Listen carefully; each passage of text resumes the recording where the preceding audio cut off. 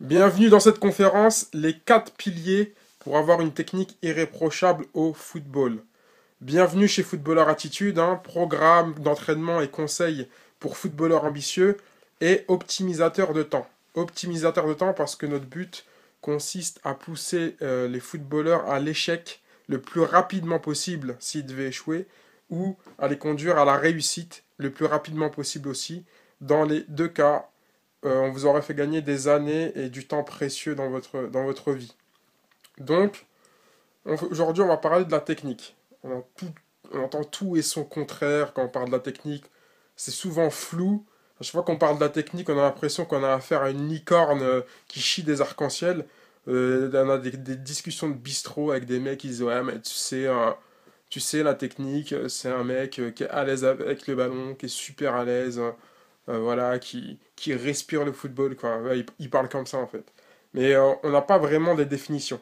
Et pourtant, et pourtant, parce qu'il y a des gens habilités pour qui ont posé des définitions de la technique.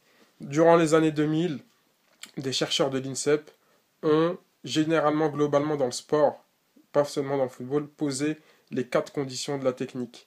Et il y a des gens aussi comme Corver, surnommé le l'Einstein du football, c'est un Hollandais qui a posé également les bases de la technique au football. Donc on va y venir. On va y venir et c'est très important. Parce que si vous voulez réussir dans votre carrière en football, alors cette vidéo est faite pour vous. Parce que il y a fort à parier que si vous n'êtes pas au point techniquement, ça va bloquer au bout d'un moment au niveau de votre carrière. Dites-vous juste une chose très simple, c'est que tout footballeur professionnel est super technique.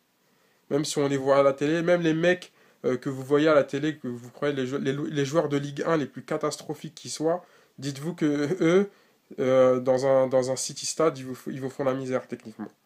Tout, voilà, tout footballeur est super technique. Et je vous parle de ça dans le football parce que le football est l'un des sports où la technique est le plus importante. Pourquoi? Parce que c'est un sport, ça c'est la petite minute scientifique, c'est un sport qu'on appelle la habilité ouverte. Dans le sport, il y a 3 types de sports, globalement en 3 catégories. Il y a les sports de type à habilité de type fermé, c'est-à-dire que ça se traduit par le fait qu'il n'y ait pas beaucoup d'imprévus dans le sport qu'on va faire. Il n'y a pas beaucoup d'imprévus et en termes de gestuelle, on va répéter à peu près la même gestuelle. Donc ça va être à dominante physique. En termes de technique, il y aura de la technique, mais ça sera toujours la même gestuelle et pas beaucoup d'imprévus. Donc un nombre d'habilités, un nombre de techniques très réduit. Par exemple, la natation. La natation, c'est toujours, tu vas nager le crawl, ça sera toujours le même mouvement d'épaule. Un 100 mètres, en athlétisme, un 100 mètres sur une ligne droite, voilà, il n'y a pas un pigeon qui va venir te chier dessus, il va falloir l'esquiver, etc. On va grosso modo avoir la même gestuelle durant 100 mètres et pas beaucoup d'imprévus. Au contraire, il y aura des sports à habilité ouverte. Ils se définissent par le fait où il y aura beaucoup d'imprévus. Il va falloir faire beaucoup preuve de créativité. On a une palette très élargie d'habilités et il va falloir utiliser cette palette en fonction des imprévus qui va se faire vers nous. Par exemple, le football. On ne sait pas si on va quel appel votre coéquipier va vous faire. On ne sait pas si un joueur va venir vous tacler d'un coup vers la gauche, etc. Donc c'est un sport à habilité super ouverte. Du coup, la technique va être très prédominante. Et ensuite, on a les sports à habilité, ce qu'on appelle semi-ouverte. C'est-à-dire que il n'y a pas beaucoup d'imprévus, mais les spécificités du sport font que des fois il y a des imprévus. Par exemple, la Formule 1. Le fait que le circuit c'est toujours le même fait qu'on va répéter grosso modo à peu près tout le temps les mêmes gestuels. Il n'y aura pas beaucoup d'imprévus, mais il y aura quand même quelques imprévus, d'où le nom semi-ouverte. Par exemple, un dépassement, un retour au stand de temps en temps, un freinage plus rapide que dans d'autres tours, etc. Donc voilà, vous êtes à la bonne adresse si vous considérez que la technique est indispensable pour devenir footballeur professionnel ou un footballeur de haut niveau. Donc on va poser tout ça ensemble. Il faut savoir que la technique repose sur 4 piliers. Sur 4 piliers, et nous on est dans une notion de qualité, toujours de qualité. Parce que, comme je vous l'ai dit, on va essayer d'optimiser votre temps. Donc les gens ils disent, ah ouais, en un mois, tu peux pas faire avoir une technique de malade, en 2 mois, 3 mois, ça, c'est sur des années. Oui, bien sûr. Mais toujours est-il que pour une semaine donnée, il faut que cette semaine soit la plus qualitative possible. Après, si cette semaine tu la décupes sur 1 an, 2 ans, 3 ans, tes 3 ans, au bout de 3 ans, tu auras un niveau exceptionnel. Tu vas pas perdre du temps. C'est ça que je veux dire. Par exemple, souvent on gratifie les jeunes de quartier super techniques en disant ouais voilà, ils sont super techniques, etc. Mais sachez que ces gens-là trouvent leur salut uniquement par la répétition qu'ils ont eue et non pas par la qualité de leur entraînement. Comme disait Laureano Ruiz, qui était directeur de la Masia, du centre d'entraînement de Barcelone, qui disait dans son livre L'authentique méthode du Barça, super livre, il dit que justement conduire une balle avec les pieds, ça n'a rien de naturel. Et que ça demande un grand effort d'éducation et qu'il fallait se reposer sur ces 4 piliers, justement.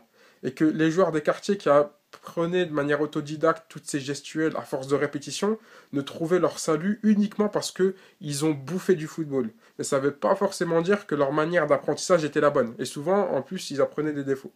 Nous, ce qu'on va essayer de faire, c'est de travailler pour 1 heure d'entraînement donné, pour une semaine d'entraînement donné, qu'elle soit la meilleure possible pour engendrer, que votre cerveau engendre la technique. Apprendre la technique au football, c'est comme apprendre une langue, hein. D'ailleurs, il y a des âges pour ça. Par exemple, l'âge le meilleur pour apprendre la technique, c'est 4 à 6 ans, lorsque le système nerveux central se fait, et après la puberté, parce qu'après la puberté, justement, les jeux sont redistribués. Parce qu'avant, pour éteindre la lumière, fallait étendre le bras. Maintenant, il est trop long ton bras, donc il faut que tout que tu réapprennes. Mais c'est pas parce qu'il y a des âges préférables pour apprendre la technique que si vous sortez de cet âge-là, il faut rien faire. Au contraire, on va essayer de travailler quand même dessus, on va essayer de rattraper le temps perdu. Et c'est ce qu'on va faire avec les 4 piliers. Donc on est dans une optique de qualité. On en vient. Fini pour cette petite introduction. Le premier pilier de la technique, c'est le rythme. Donc moi, ce que je fais, c'est que ce que je vous conseille quand vous allez vous entraîner, c'est de faire 4 ateliers à chaque fois concernant ces 4 piliers. Lorsque vous allez travailler un geste technique ou vous allez travailler quelque chose d'autre.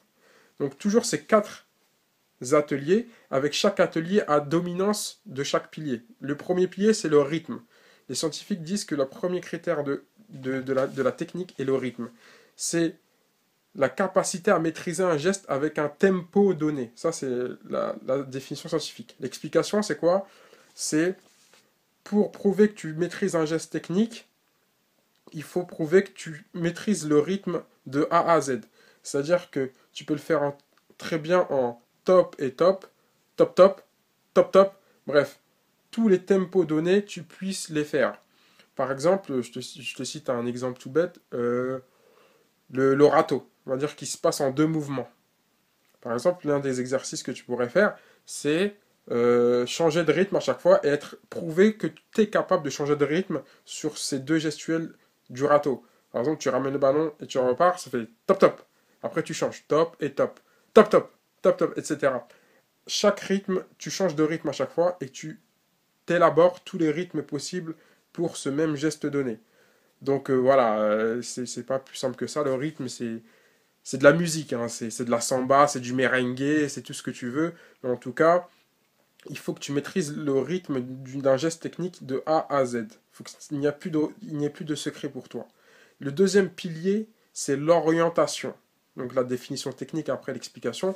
L'orientation est le processus d'analyse continuelle pour adapter son comportement dans un espace défini. Et oui, vous n'êtes pas tout seul sur un terrain de football et il faut s'adapter en fonction de l'espace. Il suffit qu'il y ait un joueur qui vienne par la droite, il va falloir d'un coup que tu changes d'orientation, que tu repartes à gauche, que tu repartes à droite, etc. Donc voilà, maîtriser un geste technique, c'est pas seulement maîtriser le rythme du geste, c'est aussi maîtriser l'orientation. Donc par exemple, un exemple d'exercice, l'atelier numéro 1, on travaille le rythme, l'atelier numéro 2, au lieu de travailler le rythme, on va travailler l'orientation. Un coup tu pars à gauche, un coup tu pars à droite, tu repars à droite, tu repars à gauche, tu repars à gauche, tu repars à droite. Il faut que tu puisses avoir une aisance dans le changement d'orientation à tel point que ça devient naturel pour toi à la fin. Donc si tu ne maîtrises pas l'orientation dans un geste technique, tu ne maîtriseras jamais complètement ce geste technique. Le troisième pilier, à ne pas confondre avec l'orientation, c'est l'équilibre. L'équilibre, c'est le fait de tenir une position du corps en résistant à une force extérieure. Donc là, ça n'a rien à voir avec l'orientation. C'est juste de la compensation à une force extérieure. Par exemple, c'est souvent très naturel, hein. Quelqu'un va te donner un coup d'épaule, toi, ce que tu vas faire naturellement, c'est compenser avec la force qu'il faut pour annuler la force et garder l'équilibre. Je ne sais pas quel âge vous avez, 23, 24, 25, 26 ans, 19 ans, mais sachez que si vous avez une vingtaine d'années, ça fait 20 ans que vous êtes sur Terre et ça fait de vous des experts en gravité. Depuis que vous êtes né, vous élaborez la gravité, vous la testez la gravité. Quand vous étiez petit, que vous preniez à marcher, vous tombez par terre. Quand vous soulevez quelque chose, vous savez que la chose est lourde, donc vous allez compenser en mettant une force extérieure pour la soulever, une force opposée pour la soulever. Quand quelqu'un vous pousse, vous allez vous... Bref, tous les jours, quand il suffit même, vous allez, je sais pas, vous levez le bras, vous testez la gravité. Donc vous êtes des experts en gravité dans la vie de tous les jours. Moi, ce que je veux, c'est que maintenant vous deveniez des experts en gravité dans le terrain de football. Vous avez des bases en gravité, mais il faut que ça devienne spécifique football. Donc du coup, un exercice tout simple qui pourrait être, c'est vous essayez de faire le râteau, par exemple l'atelier numéro 3, vous essayez de faire le râteau avec une force extérieure. Là, premièrement, on travaillait le tempo, deuxièmement, on travaillait l'orientation, maintenant on va travailler la compensation, savoir faire un geste avec une force extérieure, parce que c'est bien facile de faire le geste sans adversaire, mais une fois que vous êtes sur le terrain, que quelqu'un vous bouge, c'est différent. Donc il faut savoir maîtriser le geste en compensant une force extérieure. Par exemple, dans l'entraînement, quelqu'un vous met un coup d'épaule, et vous essayez de compenser le coup d'épaule avec la force qu'il faut pour annuler cette force, et maîtriser votre équilibre, rester équilibré en continuant à faire le geste technique et annulant la force extérieure en même temps. La quatrième chose, c'est la réaction. La réaction. À ne pas confondre avec le rythme qu'on avait cité en premièrement. La réaction, c'est le fait de réagir le plus vite possible à un moment défini. C'est-à-dire que, par exemple, quelqu'un vient vous surprendre, vient gicler dans vos pieds pour vous prendre le ballon, et ben la réaction va faire que vous avez une telle expérience en réaction que vous allez élaborer le râteau, par exemple, toujours pour le même exercice, le râteau le plus rapidement possible. Donc un exercice tout simple, ça va être par exemple le quatrième atelier, c'est-à-dire au top, tu fais le râteau. Top. Si je te dis banane, si je te dis stop, si je te dis n'importe quoi, tu ne fais pas le râteau. Uniquement au top, tu fais le râteau. Et il peut être plus ou moins imprévu le top. C'est en ça qu'on va tester la réactivité dans la gestion technique. Donc, pour maîtriser complètement un geste technique, il va falloir maîtriser le rythme, 1 et 2, 1, 2, 1, 2, etc. Il va falloir maîtriser l'orientation, gauche-droite, gauche-droite, gauche-droite. Il va falloir maîtriser l'équilibre.